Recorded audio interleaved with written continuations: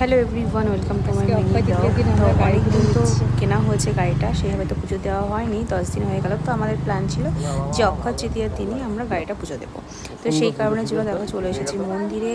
এসে প্রথমে পুজো হলো, তো এখানে সব কিছু দেখলাম, আরতি, পুজো, অঞ্জলি সবটাই হলো, সব কিছুই আমরাও ছিলাম সেখানে। তারপরে লাস্টে ওখানে একটা মুখে প্রসাদের আয়োজন চলছিল, তো ওই জন্য একটু লেট হয়ে গেল।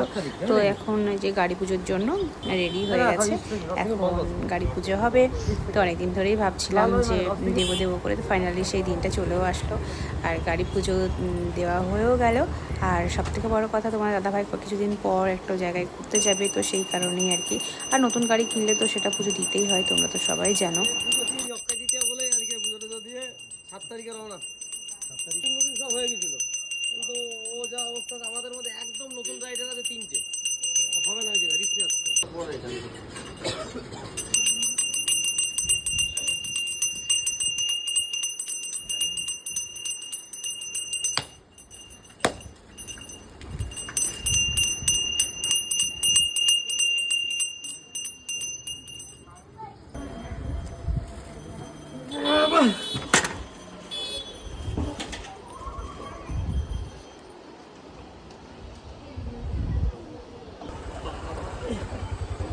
চালিয়ে দিই না পারবে।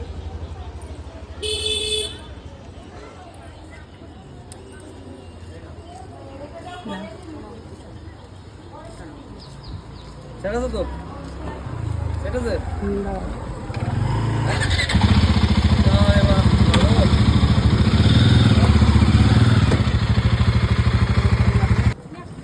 যদি কে লেবু আমার লেট হয়ে আস্তে আস্তে নামা। পরে আগে